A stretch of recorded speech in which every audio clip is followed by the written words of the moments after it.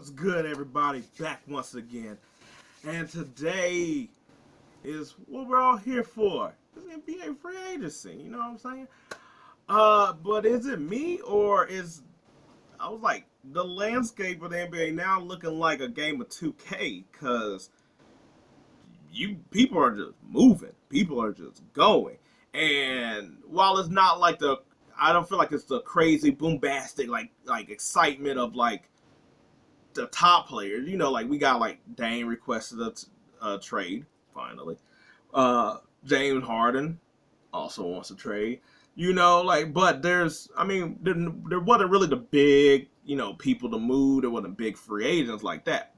But it is a lot of people that are moving that changes the dynamic of teams in a way that it could really be you getting far in the playoffs or not, or having a chance to actually be in the playoffs, or and things like that. And it's one of the things that I feel like everybody always wants their team to make moves or to see what they're doing. And does seem like the sort of year that, unless you're sort of one of the young teams, I mean, well, you know what? I can't even say that with the way the Rockets are moving, because I was gonna say they were one of the young teams. I was like Indiana over here trying to make a couple moves. Uh, I, the funny thing is the only team that really ain't really out here making moves really is really the Hornets. Detroit, I was like, I guess you want to qualify the Spurs and that, but they never sort of make moves anyway. But so except for them bottom teams that probably ain't gonna be in the playoffs.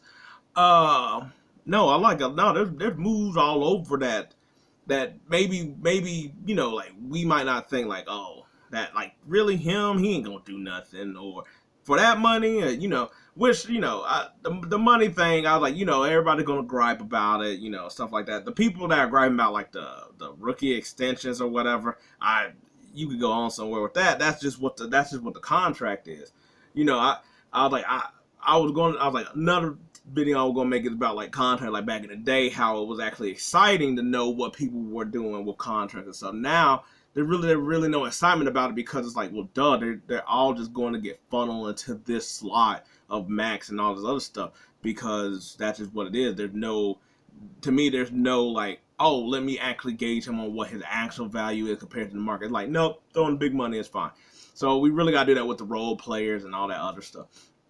And maybe in this new CBA, I feel like might gonna change that. But anyway, but like things like like Max Strus going to Cleveland. To most people, it's like, he ain't gonna do nothing extra to Cleveland. They're still gonna be the 4 seed or whatever, which they still might be. Based on how the East is, but I was like that little bit, because they really only really like mainly like brought him in, but like that little bit is enough to possibly have changed like how they played against the Knicks when Mitchell wasn't going or Garland wasn't going. There's still threats to where, and like they still create something where like Strus is on the 3-point line. You got to stay on him, but at the same time, you got to go guard those two dudes that can win one-on-one with Lee Strus open. And we seen Strus, he can get hot. We seen him with the Heat. So if he does anywhere close to that with the Cavaliers, that's a big thing. But then you got something like like the Lakers, where they basically are revamping the whole team. Of course, like, yes, they're bringing back like D'Lo, Reeves, and Rui, but then you getting Prince, who everybody might just look at like, and I'm like, no, I was like, he's a 3-4, he's a stretch guy, he could play defense and he can shoot the three. Like, so like you're getting something out of him, like you like almost, he's not as like lengthy and like tall as Vanderbilt, but he can do the same thing, but he also had offense. But then you also get like someone like Jackson Hayes, so now you got a center to where it's like, cool, Anthony Davis doesn't have to always man the 5, but you can also play them together. But he's also like really highly athletic. To me, it almost made me think of like how McGee was, where he was like athletic, but he was also wild, and it took him a while to get. That's how I feel about Hayes, and him getting someone like that.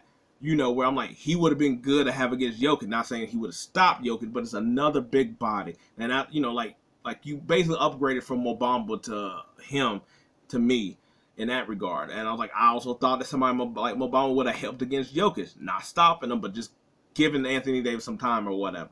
But and Hayes had played with bigger lineup with him and Jonah Valanciunas have played together on the floor. So, but then you get him. I was like, they get Reddish on like a cheap deal. So that's like nothing but reward if he does anything remotely like worth a damn. I was like, they got Gabe Vincent, who basically is like, yes, you lose the defensive Schroeder, but he's going to hit all them shots that you probably wouldn't trust Schroeder to hit. He's a lot more of a heat, not no pun intended, but a heat guy where he get on, get going. If D'Lo ain't got it, you can throw him in because he at least is going to take up the shots that you need to hit or whatever. So you got something big like that. Then you got something like, Milwaukee. They're over here re-signing a lot of their players with Middleton and Brooks. And so you wondering, like, yes, they did need to sign those dudes back, but also, since all those people are getting older, you see them in the same team, you're not bringing any new energy. How long can you keep going until that just runs out? Like me, I understand trying to keep the band together like how the Warriors are also doing.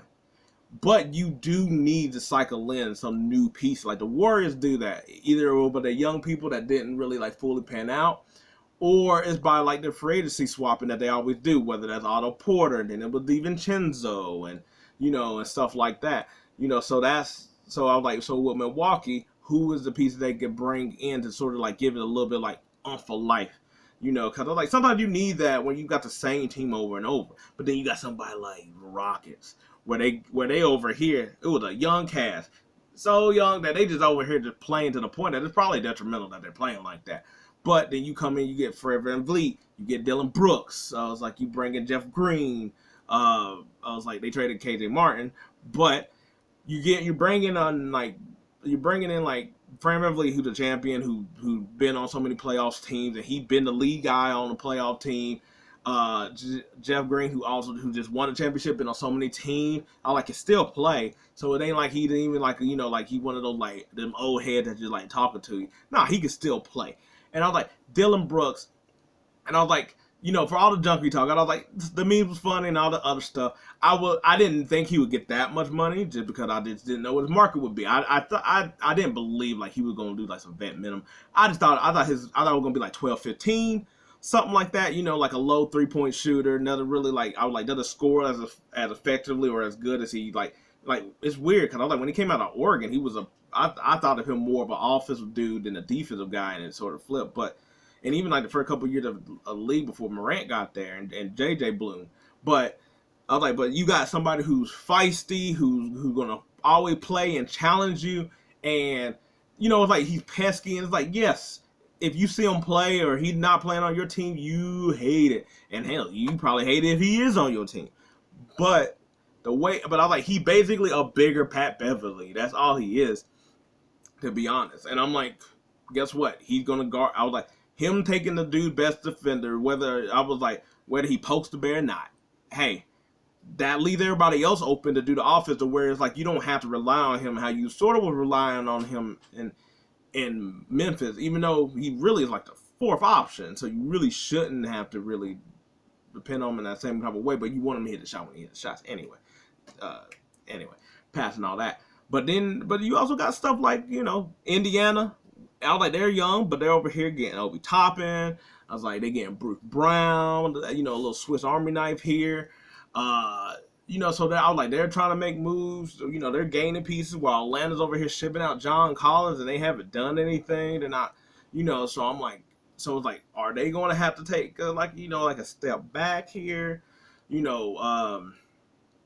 I'm trying to think, because it was like so many moves, and some small ones I feel like is really good compared to like Dallas getting Seth Curry. I was like, that was a little odd to me, just because I get it, you do need somebody off the bench that you can count on from scoring, because you're not getting that from Tim Hardaway like but I guess in my head he's like small guard, but now that they played with him before, and they had Brunson, another small guard.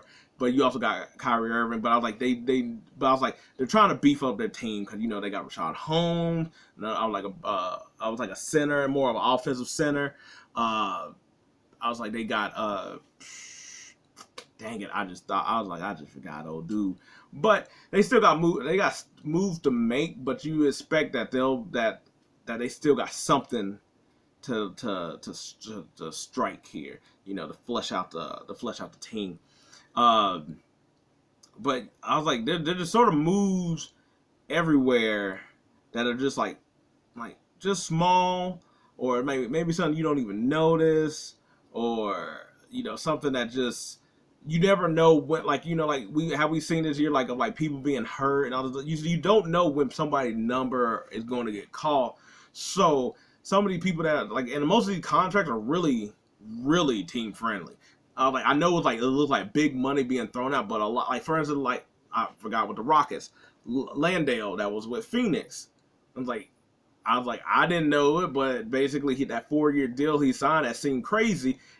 That 1 year guaranteed, and then the other 3, I guess, are like partial or non-guaranteed or something like that. So he might even get the money. But I was like, most of these contracts are really 1 year, 2 year, which means they probably are partially, or they're a team option, or they're a player option. And what it really looks like is that, especially now with the new CBA, that they don't want to give people a lot of money.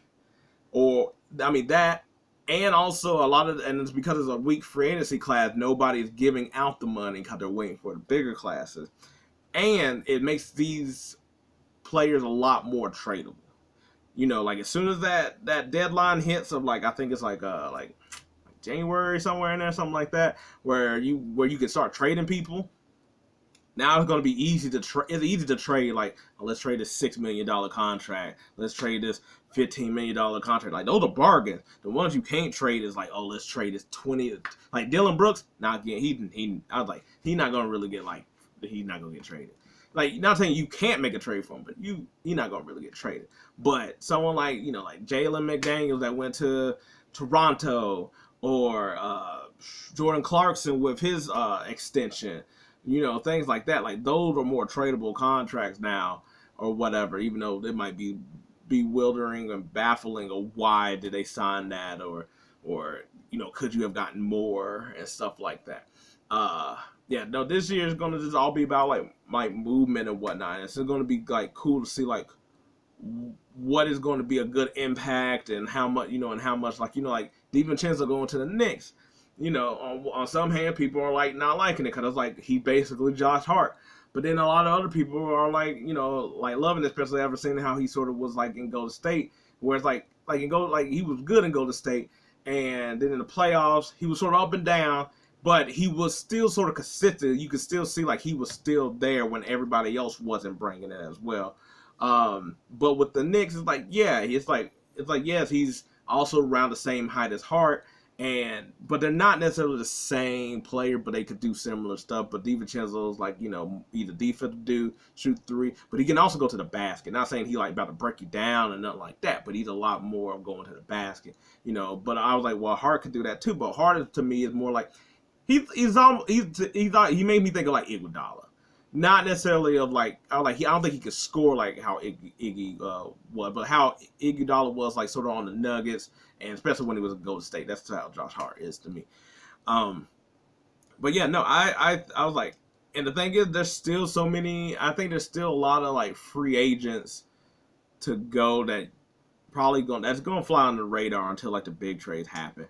And I think too that it's really a lot of like, I feel like young players and players on other teams that don't get why people throw like, oh, you don't know who that is, you're a casual. And I'm like, that's so stupid to me. Like I was, now granted, back in my day, I could have, maybe sound old, I could have went through like every single team and probably gave you 10 players on each team at least, or whatnot, and like a hidden like person that's like on the bench or something like that. Now I was like, I can't do that. It's too much movement, too many young people like in and out, like nobody's sticking anymore, that kind of thing.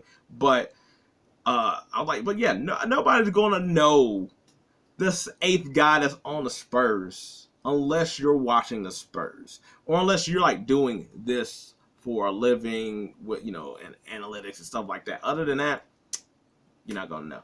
Now, the big players, Harden, that caught me off guard more than the Dame one. I was like, I I figured I thought Dame would give it this year and then he would ask for a trade, to be honest. But and I was like, yeah, I know he was throwing out hints and stuff like that, but I thought that okay, cool, they signed Grant.